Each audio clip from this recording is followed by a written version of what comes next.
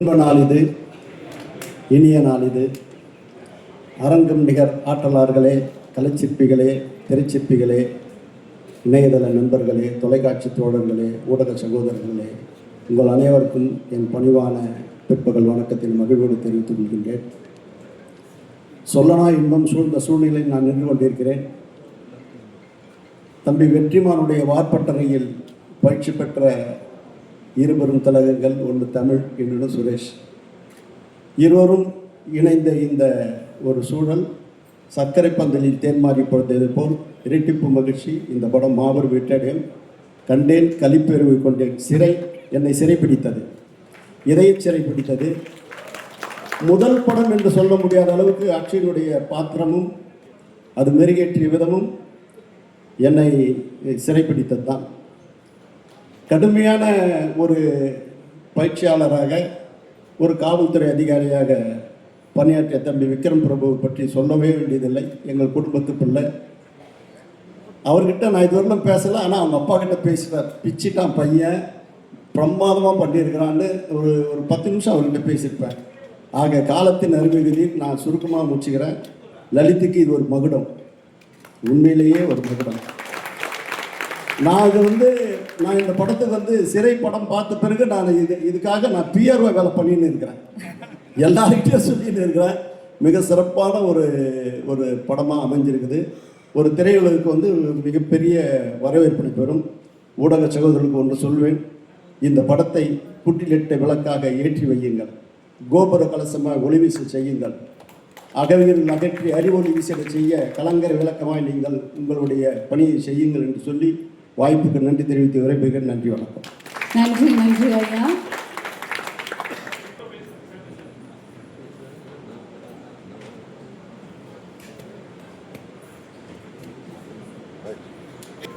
GoPro 7 screen produce பண்ண படம். First produce பண்ண படம் மாவீரன், செகண்ட் ப்ரொடியூஸ் பண்ண படம் 3DHK. இந்த வருஷம் எனக்கு ரொம்ப ஸ்பெஷலான மேடை இதுவும். ஏன்னா இதே வருஷத்தில் நான் அசிஸ்டன்ட் டைரக்டராக ஒர்க் பண்ண ராம் சார் படத்து கூட என் படம், நான் தயாரித்த படம் ரிலீஸ் ஆனதும் நான் ப்ரொடியூசர் ஆகணும்னு நினச்சதே கிடையாது. ஏதோ ஒரு இதில் சரியாக டைரக்டர் ஆக முடியாதனால எனக்கு எனக்கு ஒரு வாய்ப்பு கிடைச்சி நான் தயாரிப்பாளராக நினைக்கிறேன். பட் அதுக்கு முன்னாடி என்னை நம்பி ஒரு மிகப்பெரிய பொறுப்பை கொடுத்து என்னை ரொம்ப மரியாதையாகவும் கண்ணியமாகவும், நான் ஒரு அசிஸ்டன்ட் டைரக்டராக இருந்தவங்க தான். அது என்னை ஒரு நாள் கூட என்னை ஒரு சாதாரண ஒரு ஆளாக ட்ரீட் பண்ணாமல் ரொம்ப என்னை மரியாதையாகவும் ரொம்ப கண்ணியமாகவும் ட்ரீட் பண்ணேன். 7 ஸ்க்ரீன் ஸ்டுடியோ லலித் சார் அவர்களுக்கு என்றைக்குமே என்னோட மரியாதையும் இதுவும் இருக்கும். Thank you sir. இது ஃபேமிலி ஃபங்க்ஷன் மாதிரி தான். ஏன்னா அக்ஷய் ஸ்டேஜில் பேசும்போது ரொம்ப ஆச்சரியமாக இருந்தது, இவ்வளோ வளர்ந்து இப்படி பேசுகிறாருன்னு பார்க்குறதுக்கு. அக்ஷய் ஃபஸ்ட்டு துக்ளக் தர்பார் படத்தில் ஒரு ஷார்ட் நடித்தார். YMCAல தான் எடுத்தாங்க. அது இன்னும் ஞாபகம் இருக்குது, ஒரு 7-8 days பிஃபோர். அப்போ ரொம்ப விளையாட்டுத்தனமாக அவர் நடிச்சிட்டு இருந்தாரு. நான் ஓகே, அது ஒரு படம் இந்த மாதிரி சின்னதாக நடிச்சுட்டு அதுக்கப்புறம் வருவாரா நடிப்பாரான்னு தெரியல, அப்படி தான் இருந்தேன். அதுக்கப்புறம் இப்படி ஒரு ஜேர்னி இந்த மாதிரி ஒரு படத்தில் அக்ஷய் டெபு ஆகிறது ரொம்ப சந்தோஷமாகவும் பெருமையாக இருக்குது. வாழ்த்துக்கள் Akshay. Very very happy for you. Congrats.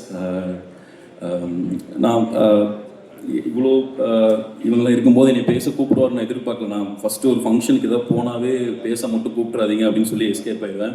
இங்கே வந்தோடனே கேட்டார். இருந்தாலும் நான் சார் பேசணும், ஏன்னா சாருக்காகவும் நான் படம் பார்த்துட்டேன், அதனால் பேசணும் அப்படின்னு நினச்சி தான் மேடையில் இருந்தேன். ஒரு 2-3 minutes ஃபுல் டைம் எடுத்து பேசியிருந்தேன். ஏன்னா மெயினாக வந்ததுக்கு காரணம் லலித் சார். அதுக்கப்புறம் கண்டிப்பாக இந்த படத்தை பற்றி பார்த்ததுலேருந்து எவ்ரிடே எல்லாத்துலேயும் பேசிகிட்டு இருக்கோம். அந்த படம் முடிச்சுட்டு டைரக்டர்ஸ் எல்லாமே போய் ஒரு டீ கடையில் நின்று ஒரு 2-3 மணி நேரம் ஒரு படத்தை பற்றி பேசணும்.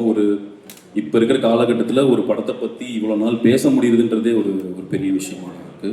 ஸோ முக்கியமாக லலித் சார், நீங்கள் பேசும்போது பார்த்துருப்பீங்க எவ்வளோ சாஃப்டாக, எவ்வளோ பண்பாக, எவ்வளோ கிரவுண்டடாக, ஏதோ ரொம்ப கிரவுண்டடான, ரொம்ப ஹம்பிளான பேக்ரவுண்ட்லேருந்து வரவர் தான். அவங்க அப்பா ஆல்ரெடி ஒரு பெரிய லெவலில் அங்கே இது இருந்தாலும் அவரோட சொந்த முயற்சியில் அவர் ரொம்ப கஷ்டப்பட்டு, அவர் 10th மேலே படிக்கலன்னு நினைக்கிறேன் சார். அதுக்கப்புறம் எனக்கு தெரியும் அவர் எவ்வளோ கஷ்டப்பட்டு வந்திருக்காருன்னு. அவர் சென்னையில் வந்தப்போ இங்கே நிறைய ஏரியாவில் போய் பால் போட்டிருக்காரு நிறையா வீடுங்களுக்கு. அப்புறம் கவர்மெண்ட் கான்ட்ராக்ட் எடுத்து ஒர்க் பண்ணியிருக்காரு. ஸோ அவரோட சொந்த முயற்சியில், அப்பாவை நம்பி ஃபேமிலி நம்பி வராமல் அவர் சொந்த முயற்சியில் வளர்ந்து இப்போ ஒரு மிகப்பெரிய தயாரிப்பாளராக இப்படி வந்திருக்காரு. அது தமிழில் மிகப்பெரிய படங்களாக மிகப்பெரிய ஸ்டாராக இருக்கிற விஜய் சார் கூட பேக் டு பேக் 2 படங்கள் பண்ணி இவ்வளோ பெரிய இடத்துல வந்திருக்காருன்னா அவரோட ஹம்பிள் ஒரு கிரவுண்டடான இடத்துல இருந்து அவரோட முயற்சியால் வந்திருக்கிறது தான் அது. அவர் எவ்வளோக்கு எவ்வளோ ஹம்பிள் சாஃப்டாக இருக்காரோ அவ்வளோக்கு எவ்வளோ ஸ்டபனான, ரொம்ப அடமெண்ட்டான, ரொம்ப ஸ்ட்ரிக்டான ஒரு ஃபாதர் மட்டும் இல்லை, ஒரு ப்ரொடியூசர் தான். ஒரு பைசாவையும் அப்படியே பேப்பரில் எடுத்து நோட் பண்ணிப்பார். ஓகே, இப்படி தான் பேசியிருக்கோம், இதுதான் பண்ணியிருக்கோம் அப்படின்னு நோட் பண்ணிப்பார். அவர் எடுக்கிற டிசிஷன் வந்து ஒரு படத்தில் ஒரு இன்வால்வ் ஆகிறாரு, அவர் ஒரு படம் ப்ரொடியூஸ் பண்ணணும்னு முடிவு பண்ணி இறங்குறாரு, கண்டிப்பாக அந்த படத்தை ப்ராப்பராக அவரால் எடுத்து கரெக்டாக முடித்து டெலிவரி பண்ணிட முடியும் அப்படின்னா தான் அந்த படத்தில் அவர் இறங்குவார். இல்லாட்டி கண்டிப்பாக அந்த படத்தை அவர் தொடவே மாட்டார். ஸோ இந்த படம் அவர் எடுத்து பண்ணுறாருன்னும் போதே அவர் வெறும் பையனுக்காக மட்டும் பண்ணல, அவர் கண்டிப்பாக இது வியாபாரமாகவும் பிஸ்னஸாகவும் இதை எல்லா விதத்துலேயும் கரெக்டாக இருந்தால் தான் தருவார் எனக்கு தெரியும். அந்த விதத்தில் இந்த படம் ஆல்ரெடி மிகப்பெரிய சக்ஸஸ். ஏன்னா இப்போ இருக்கிற நிலமையில் ஒரு ரிலீஸுக்கு முன்னாடி ஒரு சேட்டலைட் டிஜிட்டல் முடிகிறது எவ்வளோ ஒரு சிரமமான விஷயம் இங்கே இருக்கிற எல்லா தயாரிப்பாளருக்கும் தெரியும். அந்த இடத்துல வாழ்த்துக்கள் சார், மொத்த டீமுக்கும் வாழ்த்துக்கள். இப்படி ஒரு நல்ல ஒரு நாய்ஸ் கிரியேட் பண்ணி இப்படி ஒரு பிஸ்னஸ் பண்ணிவிட்டு ஒரு ஸ்ட்ராங் ரிலீஸ்க்கு போகிறதுன்றது. அப்புறம் படம் இந்த வருஷத்தில் என்னை பொறுத்த வரைக்கும் தி பெஸ்ட் ஃபிலிம் அப்படின்னு என்னை ஒரு படம் சொல்ல சொன்னால் கண்டிப்பாக நான் சிறை தான் சொல்லுவேன்.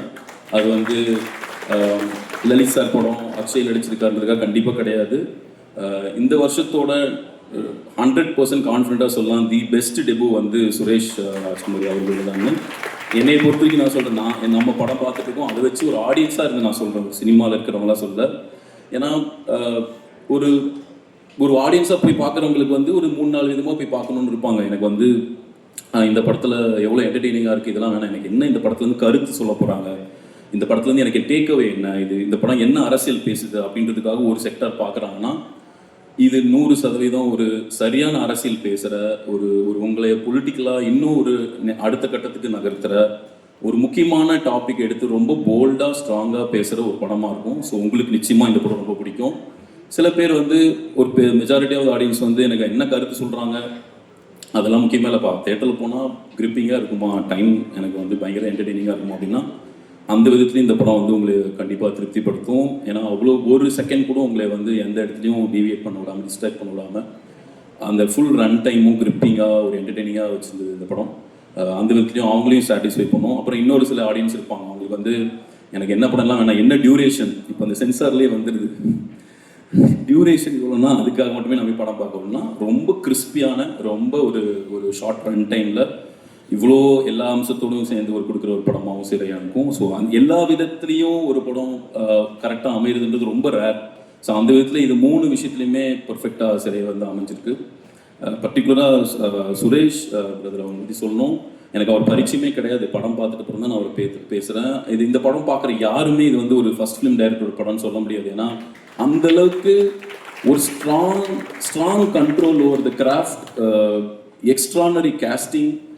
நான் விக்ரம் பிரபு சார், அக்ஷய் அவங்கள மட்டும் சொல்ல, நடிச்சிருக்கிற அந்த ஃபீமேல் கதாபாத்திரம் ஏற்று நடிச்சிருக்கிற அவங்க 2 பேர் 3 பேர் ஆகட்டும், அவங்களோட அக்காவாக ரோல் பண்ணுறவங்களா இருக்கட்டும், அப்புறம் அந்த கூட வர போலீஸ் ஆஃபீஸர்ஸாக இருக்கும், அவங்க மட்டும் இல்லாமல் சின்ன சின்ன ரோல். அதில் வந்து ஒரு ஃபோட்டோகிராஃபராக ஒருத்தர் வருவார், அவர் ஒரு சீன் தான் வருவார், அவரோட முகங்கள்லேருந்து. அப்புறம் ஜெயிலில் வந்து ஒருத்தர் சோப்பு எடுத்து கொடுப்பாரு, அவரோட இருந்து இந்த மாதிரி ஒரு கேஸ்டிங்கும் ப்ரில்லியண்ட்டாக பண்ணியிருந்தாங்க. அதில் நடித்தவங்க எல்லாமே அவ்வளோ அழகாக இருந்தது. ஸோ இந்த படம் வந்து வெரி ஃபஸ்ட்டு சீன் உங்களை வந்து ஒரு அரெஸ்ட் பண்ணிடும். நம்ம ரொம்ப போய் உட்காந்து ஓகேப்பா ஒரு படம் ஆரம்பிக்கிறதுக்கு கொஞ்சம் டைம் எடுக்கும்னு உட்காந்து அவங்க ஃபஸ்ட்டு சீனில் கட்டி போட்டாங்க. அது ஸ்டண்ட் வந்து பிசி ஸ்டண்ட்ஸ்ன்னு போட்டிருக்கு, அவர் பேர் தெரியல, ஒரு எக்ஸ்ட்ரானரி ஒர்க். அந்த ஃபஸ்ட்டு ஸ்டண்ட்லேயே வந்து நம்மளை அப்படி அரெஸ்ட் பண்ணி உட்கார வச்சிட்டாரு. ஸோ அவருக்கும் entire team, Tamil brother, Suresh sir, அவர் வெற்றி சார்ட்டேருந்து வராங்கன்னும் போது கண்டிப்பாக இது பொலிட்டிக்கலி கரெக்டான ஃபிலிமாக இருக்கும்னு நிச்சயமாக தெரியும், அதில் டவுட்டே கிடையாது. எனக்கு ஒரே அந்த ஒரு இதான் ஓகே, வெற்றி சார் டீம்லேருந்து ஒருத்தவங்க வந்து படம் பண்ணுறாங்க, எப்படி இருக்குன்னு போய் பார்க்கலான்ற ஒரு எக்ஸ்பெக்டேஷனோட மட்டும்தான் போய் பார்த்தோம். பட் எல்லா விதத்துலையும் நம்மளோட எக்ஸ்பெக்டேஷனை ஃபுல்ஃபில் பண்ணுறது மட்டும் இல்லாமல் ஒரு படி மேலே போய் அதை என்கேஜ் பண்ணுற படமாக இருந்தது.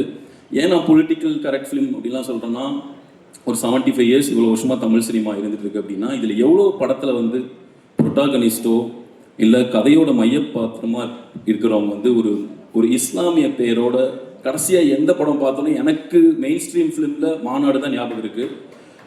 ஏன் நம்ம அதுவே ரொம்ப rare. ஒரு ஒரு ஒரு முஸ்லீம் கேரக்டரை ஒரு மையப்பகுதியில் இருக்கிற ஒரு கேரக்டர் பேராக வைக்கிறதே ஒரு பெரிய இதுவாக இருக்கிற விஷயத்தில் வெறும் பேராக மட்டும் இல்லாமல் அவங்களோட ஃபேஸ் பண்ணுற விஷயத்த ப்ரீச்சியாக சொல்லாமல் ரொம்ப கிரிப்பிங்காக ஒரு ஆடியன்ஸ் ஃப்ரெண்ட்லியாக சொன்னேன் இந்த படத்துக்கு. தேங்க்ஸ் சுரேஷ் ஃபார் இந்த படம் கொடுத்ததுக்கு. ஒரு ஆடியன்ஸாக ரொம்ப நன்றி. லலித் சார், தானு சார் சொன்னார் இந்த படம் வந்து உங்களோட ஒரு ஒரு இதில் மகுடமாக இருக்குன்னு. நீங்கள் எவ்வளோ பெரிய படங்கள்லாம் பண்ணிட்டீங்க, பட் ஒரு இன்னொரு 10 வருஷம் கழிச்சு 15 வருஷம் கழிச்சு நம்மளோட ஃபிலிமோகிராஃபி எடுத்து பார்க்கும்போது கண்டிப்பாக சிறை வந்து என்றைக்குமே உங்களை ஒரு பெருமைப்படுத்துகிற படமாக இருக்கும். அதனால் இது பாக்ஸ் ஆஃபீஸ் பண்ணாமல் இது பாக்ஸ் ஆஃபீஸ்லேயும் எனக்கு நம்ம தமிழ் ஆடியன்ஸ் மாதிரி எனக்கு தெரிஞ்சு இந்தியாவில் பெஸ்ட் ஆடியன்ஸ்னால் தமிழ் ஆடியன்ஸ்னு வெற்றி சார் சொல்லுவார் நிறையா. அதுதான் உண்மை. கண்டிப்பாக இந்த படம் ஆடியன்ஸ் வந்து கொண்டாடுவாங்க. அண்ட் என்றைக்குமே உங்களுக்கு ஒரு இது பேர் கொடுக்குற படமாக இருக்கும் சார். அப்புறம் நீங்கள் ரொம்ப ஸ்ட்ரிக்டாக இருக்கும்போது ஒர்க் பண்ணும்போது நான் நினச்சிட்டே இருப்பேன் ஏன் இப்படி இருக்கார் அப்படின்னு. இப்போ ப்ரொடியூஸ் ஆகிட்ட அப்புறம் ரொம்ப இப்போ புரியுது சார் ஏன் ஸ்ட்ரிக்டாக இருந்தீங்க என்னென்னு. ஏன்னா ஒரு ப்ரொடியூசராக இங்கே நீங்கள் ஒரு ஒரு ஜெயிக்கணும், ஒரு பேர் எடுக்கணும்னா, ஒரு நடிகர்னா ஒரு வெற்றி கொடுத்து ஒரு நல்ல படம் நடித்து பேர் எடுத்துடலாம். ஒரு இயக்குனர்னா ஒரு நல்ல படம் எடுத்து வெற்றி படம் கொடுத்து பேர் எடுத்துடலாம். இங்கே நீங்கள் ப்ரொடியூசர்னா எவ்வளோ வருஷம் இங்கே சர்வைவ் ஆகுறீங்க, எத்தனை வருஷம் இங்கே ஒரு படம் கம்பெனி ரன் ஆகிட்டு இருக்குன்றதை வச்சு மட்டுமே இருக்கிற மாதிரி அப்படி ஒரு நிலைமையில இங்கே எனக்கு கண்ணுக்கு தெரிஞ்சு இங்கே இருக்கிற எல்லாத்துக்கும் ஒத்துக்கும் ஒரு 2-3 பேர் தான் கண்ணிலே தெரியுறாங்க. ஒன்று தானு சார் ஒரு 40 இயர்ஸ்க்கு மேலே இங்கே சர்வை பண்ணுற ஒரு கேமில் இருக்காருன்னா ஆச்சரியமாக இருக்குது. படம் ப்ரொடியூஸ் பண்ண ஆரம்பிச்சதுலேருந்து எப்படி ஒருத்தர் இங்கே இந்த இதுக்கு நடுவில் ஒரு 40 வருஷம் சர்வை பண்ணி இப்படி பண்ணிட்டு இருக்காருன்னா அதே மாதிரி சத்யஜோதி தியாகராஜன் சார். இந்த மாதிரிலாம் நம்ம இங்கே சர்வை பண்ணி ஆகணும்னா லலித் சார் மாதிரி அந்த நிறைய குவாலிட்டிஸ் ரொம்ப முக்கியன்றதையும் நான் கற்றுக்கிட்டேன். And Vikram Prabhu sir very very happy. எங்கள் அப்பா வந்து மிகப்பெரிய சிவாஜி சார் ஃபேன். சில பேரோட சக்ஸஸ் தான் வந்து ரொம்ப எல்லாமே ஃபேமிலியாக ஒரு ஒரு பர்சனலாக எடுத்துப்போம். இந்த படம் பார்த்தோன்னே எங்களுக்கு ரொம்ப பர்சனலாக ரொம்ப ஹாப்பியாக இருந்தது. அதேமாதிரி தமிழ்நாட்டில் இருக்கிற பல பேரும் இந்த படத்தை வந்து ஓன் பண்ணுவாங்க நம்புகிறேன். எனக்கு ரொம்ப பிடிச்ச உங்கள் படங்களில் சிறை எப்பவுமே ஃபர்ஸ்ட் ஃபிலிமாக இருக்கும். Tamil Suresh entire team, Justin Prabhakar, Madhesh எல்லாத்துக்குமே என்னோட வாழ்த்துக்கள். தேங்க்யூ.